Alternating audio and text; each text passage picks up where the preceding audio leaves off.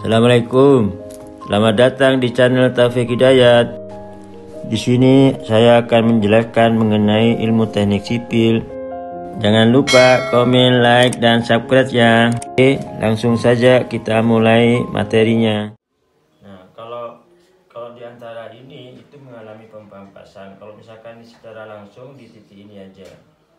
Nah, biasanya tugas-tugas itu selalu di titik ini. Maka kalau ditanya di sini, maka gambarnya ini mengalami pempampasan seperti ini. Nah, hasilnya ini tetap ini. Cara mencarinya ini tinggal taruh 1 ton di sini. Berapa RA-nya? Kalau yang di sini 1 ton ada di sini. Berapa ininya? Hingga kita bisa mencari ordinatnya. Ini berbedanya. Kalau bidang buminya, nah seperti ini. Ini ditarik juga ke sini. Tarik ini sehingga yang dihasil ini. Nah, ini tidak semuanya, jadi di sini tidak ikut ini. Kalau dia langsung, kalau bebannya langsung ini seperti ini gambarnya, tapi kalau beban tak langsung ini seperti ini, hingga ini. Nah, kalau misalkan ditanya di sini, ya gambarnya tidak ada mengalami perubahan. Kalau misalkan ditanya di sini, berarti gambar GPM-nya adalah seperti ini. Nah, ingat, jadi kalau misalkan ingin tahu berapa ordinat di sini, kita taruh 1 ton di sini. Kalau ingin tahu di sini, taruh di sini. Sehingga kita bisa mendapatkannya dengan cara gampang. Ingat bahwa 1 ton ini, kalau misalkan kita ini diperpanjang lagi juga bisa. Yang ini adalah punya RA, yang sini adalah punyanya RB. Demikian juga ini di muminya juga sama. Semua sama. Jadi hanya bedanya itu, kalau beban langsung itu di sini sangat persis penyelesaiannya seperti beban langsung. Kalau di antara ini adalah mengalami pempampasan seperti ini. Kalau gambar aslinya, kalau dia langsung seperti ini, dia mengalami pemotongan. Jadi tambah mengecil. Ini juga mengalami mengecil. Ini kosong ini, sehingga yang dihasil aja yang menjadi GP-nya. Ini GPM. Yang ini GPD. Nah, sekarang di mana? Misalkan ini di C, ya ini di C. Ini kalau di C berarti juga MC. Itu bergaris pengaruh pada beban tak langsung. Demikian juga kalau misalkan kita kembangkan dengan materi yang baru. Misalkan kita mengalami tumpuannya banyak. Contoh misalkan seperti ini. Nah, tumpuannya lebih dari 3. Kalau kita hitung, ini adalah termasuk tidak statis tertentu. Nah, supaya menjadi statis tertentu, ini ditaruhlah titik, namanya sendi. Nah, kalau pas di lapangan itu seperti ini gambarnya. Nah, kalau yang atasnya adalah seperti ini.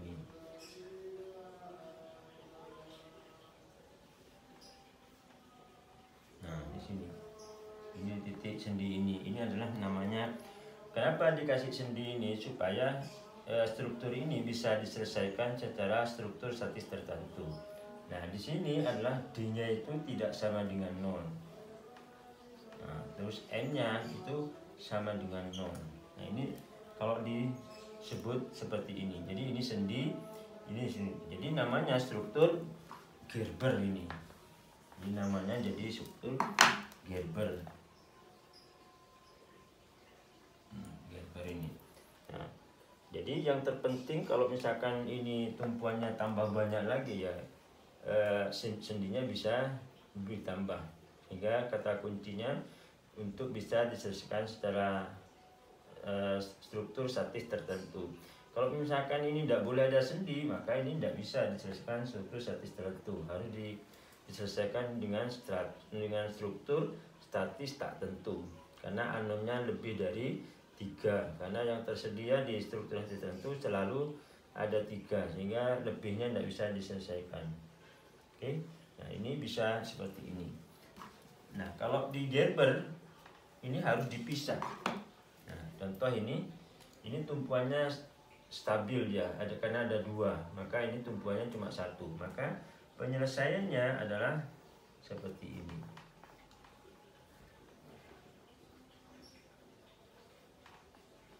ini seolah-olah ada tumpuan, sehingga hasilnya seperti ini. Jadi dipisah ini, yang atas ini diselesaikan duluan, yang ini diselesaikan kemudian setelah ini. Karena kenapa ini kemudian? Karena ini yang penting informasi ini. Reaksi di sini itu mempengaruhi reaksi ini.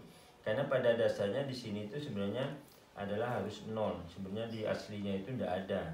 Nah, ini kita anggap seolah-olah ini tumpuan supaya bisa diselesaikan secara lebih mudah, sehingga hasilnya akan bisa lebih mudah. Nah, ini yang terpenting di sini.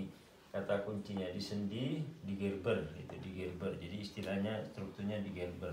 Terjadi susunan dari banyak simple beam atau balok sederhana, sehingga ini menjadi balok sederhana, sehingga seperti ini. Nah, kemudian kita hitung contoh, misalkan soalnya seperti ini. Kita kasih huruf, misalkan ini tumpuan A, ini B, ini C, sehingga di sini adalah S. Soalnya misalkan di sini ada, misalkan ini 5 ton, di sini misalkan beban merata. Nah, beban merata, misalkan ini misalnya Q-nya dengan 2 ton per meter panjang, 5 ton. Kita jaraknya kita tentukan, misalkan ini 2, ini 4, sini 3, misalkan sini 5. Sehingga dengan cara yang cepat kita cari. Nah, ini kita kerjakan seperti ini. Karena ini bebannya merata dan penuh, maka sininya adalah setengah GL. Nah, setengahnya berapa? Setengah, Q-nya adalah 2 dan L-nya adalah 4, sehingga sama dengan 4. Ini 4, ini juga 4 juga. Nah, kemudian kita kerjakan berikutnya. Nah, ini di sini ada 4 ke bawah, di sini ada 5, hingga RA-nya kita tahu ini selalu dibagi per 8, karena ini 5 tambah 3 jarak antar ini. Kemudian yang sini adalah 3, 5 kali 3, karena ini jauh dari dengan ini, berarti apa? Minus, berarti 4 kali jaraknya. Jaraknya berapa ini? 2, berarti kali 2 sama dengan ini 15 min 8 per 8 sama dengan 7 per 8. Kemudian yang sini RB-nya, nah, RB-nya itu tetap ini 5 kali ini, karena ini positif negatif, ini jadi positif. Nah, ini 8, karena ini 3 supaya 8, berarti sini 5. Kemudian ini dikurangi 2 sama dengan, berarti ini 10. Sehingga hasilnya adalah ini 25, ini 40, berarti 65 per 8. Nah, hasilnya seperti ini, sehingga RA-nya ini adalah 7 per 8, yang ini adalah 65 per 8. Seketika sudah dapat seperti itu, kita gambar. Ini gambar satu-satunya. Kalau gambar satu-satu ini sama dengan seperti ini. Ini adalah 1/8 GL kuadrat. Kalau gambar bidang M ini, M-nya, D-nya adalah tinggal kita seperti ini. Nah, ini pasti ini setengah GL, ini setengah GL. Ini kalau gambar ini gampang ini. Jadi tinggal tambahkan cat, ini lurus, turun. Nah, ini naik. Nah, ini turun 4. Nah, ini 4. Baru kalau gambar total seperti ini bisa seperti ini gambarnya. Ini bidang D-nya.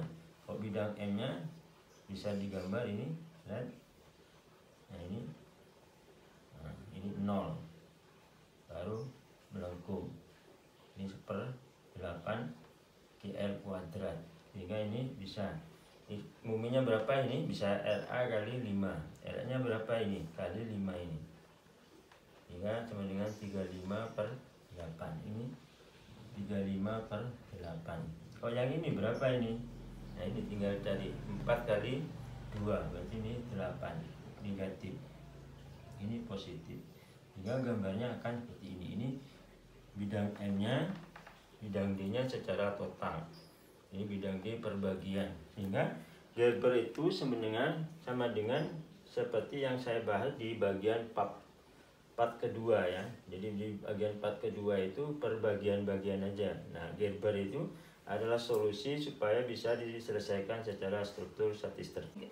Kita dengan contoh yang lain bisa. Jadi Gerber itu bisa juga mencari garis pengaruhnya juga bisa. Hanya per bagian. Kalau kita fasih dengan part kedua itu, maka untuk Gerber itu hanya gabungan dari semuanya. Nah, kalau Gerber itu misalkan kalau kita ditanya garis pengaruhnya, nah, garis pengaruhnya, misalkan soalnya seperti ini, ya, garis pengaruhnya misalkan di sini. Nah, misalkan jaraknya, yang penting jaraknya. Ini berapa? Misalkan ini 3, ini 4, ini 2, misalkan ini 5. Maka garis pengaruh di sini ya kita gambar aja. Pertama seperti ini kita gambar, ini slide. Nah, gambar seperti ini 1, ini juga gitu. Nah, ini 1 juga. Mau kita gambar ini luruskan seperti ini. Nah, sehingga gambarnya ini. Nah, tentang lebihnya ini, nah kita tahu bahwa ini punyanya RA ya kalau yang ini. Jadi RA-nya gini. Nah, berarti ini. Ini berapa RA-nya? RA sama dengan 4/7. Kalau yang ini RB berapa? 3/7. 3/7. Sehingga 4/7 ditambah 3/7 itu harus sama dengan 1. Karena ini sejajar. Nah, kemudian yang ini kita lihat ini. Kalau ini kan punyanya RA, berarti RA itu jauh. Berarti tandanya ini positif. Oh, yang ini negatif. Jadi ini yang di AC ini menjadi negatif. Kenapa negatif? Artinya 1 ton taruh di sini. Berarti 1 kali 2/7. Berarti 2/7. Nah, ini menjadi GP D. Misalkan ini DC A B D. Nah, ini S. Nah, ini kelihatan ini bahwa garis pengaruh pun itu ini juga gitu, ini lurus. Nah, sehingga garis pengaruhnya ini D-nya tidak 0, tapi kalau M-nya harus 0. Nah, kemudian GP di sini juga tinggal gambar aja. Jadi di sininya 0. Nah, seperti ini. Nah, kalau yang di sini besarnya berapa? Bisa RA kali 3. Ini RA-nya 4/7 kali 3. Atau B 3/7 RB kali 4. Nah, sehingga hasilnya seperti ini. Nah, ini menerus ini. Berapa kesininya? Nah, ini. Ya. Nah, ingat di sininya berapa ini? Kita tarik ini. Berapa GP-nya? Jadi kalau di S berarti kita 1 ton. Tinggal ini 2/7, ini punyanya RA kali 3. Berarti ini 2/7 kali 3. Ini GP-nya, GP M. Kita dengan cara yang mudah bisa tentukan langsung. Nah, kemudian kalau pertanyaannya misalkan di daerah sini, nah ini yang menjadi agak sedikit. Nah, tapi sama dengan kita ingat garis pengaruh pada terjepit sebelah. Nah, ini gambarnya seperti apa? Kalian bisa ini lurus 1, ini 1, dan gambarnya gini. Ini GP D. Nah, kalau yang GPM-nya, nah seperti kita tahu berapa? Ini di sininya 0, set. Nah, ini berapa ini? Nah, ini 1 kali 2. Ini 1 kali 2 sama dengan 2. Kalau ininya 1. Dengan GPD-nya di GPM. Nah, GPM-nya sudah bisa kita cari ini dengan mudah dan cepat. Jadi gambar garis pengaruh itu harus diingat di antara ini sama yang di luarnya. Saya apa gambarnya? Ternyata seperti ini gambarnya. Dan kalau ingin tahu berapa ordinatnya, kita tinggal mana. Kalau yang kanan berarti punyanya RA. Kalau yang kiri berarti punyanya RB. Kita cari berapa RB-nya itu. Ketika misalkan ini 1 ton ada di sini, berarti RA-nya berapa? RA-nya karena ini jauh, tandanya beda. Berarti ini kali ke sini. Oke. Sehingga kita dengan mudahnya mencari garis pengaruh dalam posisi apapun. Mau Gerber, mau beban tak langsung, mau beban langsung, dan seterusnya. Itu garis pengaruh sangat mudah didapat. Kata kuncinya tadi kalau dari awal, posisinya itu harus dilihat sebelah kiri dari titik yang ditanya atau dilihat sebelah kanan titik yang ditanya, sehingga jawabannya seperti ini. Tapi kalau kesimpulan terakhirnya bahwa yang di kanan itu punyanya RA, yang di kiri punyanya RB, itu kalau pertanyaannya di antara 2 tumpuan. Tapi kalau di luar tumpuan, gambarnya seperti ini, tidak tergantung kepada RA dan RB. Ingat, kalau ditanya di antara tumpuan ini, dia selalu dipengaruhi oleh antara RA dan RB. Tapi begitu di luar tumpuan yang ditanya, maka sama sekali tidak tergantung oleh RA sama RB, sehingga dengan mudah kita lihat saja kita bisa langsung menjawabnya, sehingga tidak mengalami kesulitan apapun. Karena struktur statis tertentu atau statika atau MIKTEK itu prinsipnya, konsep dasarnya itu harus jangan sampai lupa. Contoh misalkan perjanjian tanda. Momen itu ketika serat bawahnya mengalami tarik, maka dianggap positif. Ketika dia tertekan serat atasnya, maka dia positif juga. Sehingga yang namanya positif, serat bawah tertarik, serat atasnya tertekan.